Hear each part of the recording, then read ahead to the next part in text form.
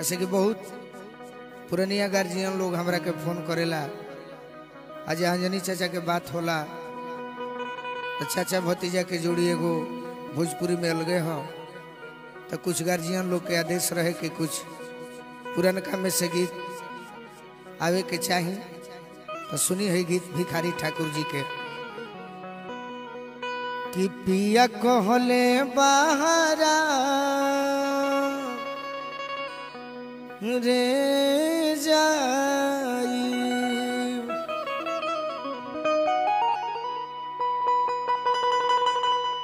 पिया कहले बहारा जाई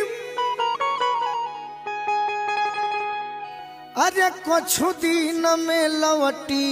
रे आई किया हो मोरे रामा सुकवा उगते पियावा भागल राम अहो मोरे रामा सुकवा उगते पियावा भागल राम पिया कहले बहारा जाई अरे कुछ दिन में लौटी रे आई किया हो मोरे रामा सुकवा उगते पियावा भागल राम अहो मोरे रामा सुकवा उगते पियावा भागल राम।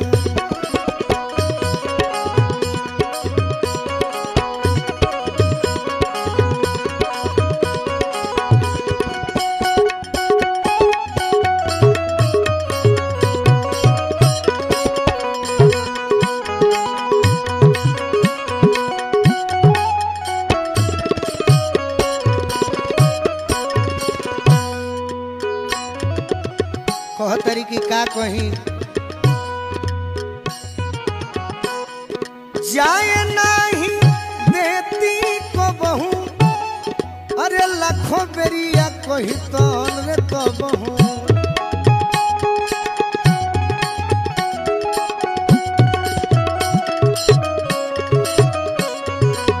जाए नहीं देती को बहू अरे लाखों बेरिया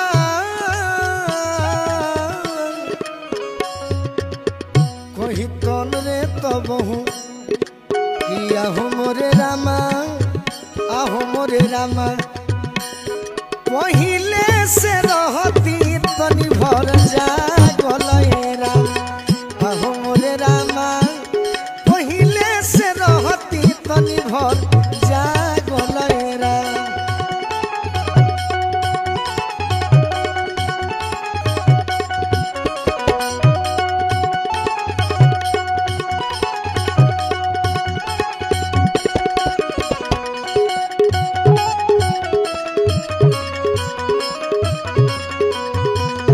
भैया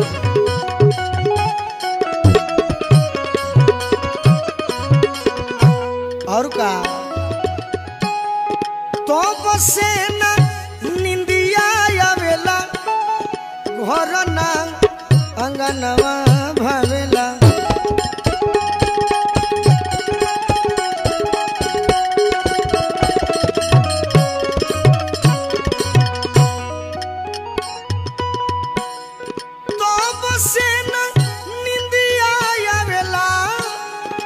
घर ना अंगनवा भावेला किया हो मोरे रामा इहे सोची मनवा भइले पागल राम आहो मोरे रामा इहे सोची मनवा भइले पागल राम।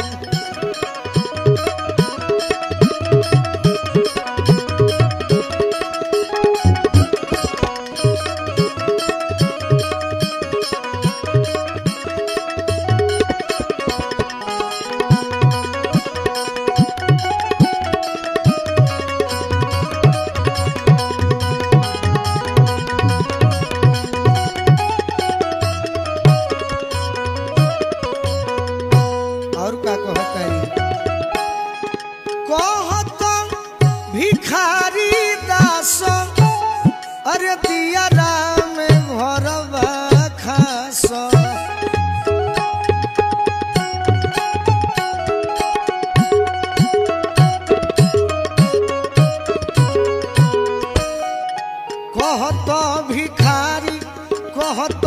भिखारी कहत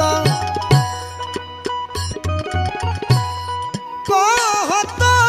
भिखारी दास अरे दियारा में घरबा खास कहत भिखारी दास दियारा में घरबा खास किया हो मोरे रामा आहो मोरे रामा अरे ये सोची मनवा भइले पागल ये राम आहो मोरे रामा ये सोची मनवा भइले पागल ये राम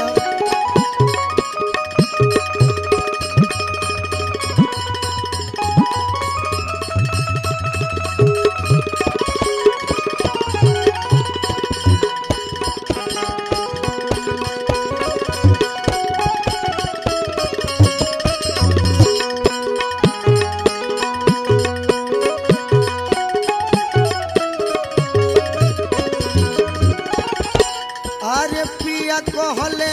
बहरा रे जाई पिया कहले बहरा पिया कहले बहरा पिया कहले बहरा रे जाई अरे कुछ दिन में लौटी आई आहो मोरे रामा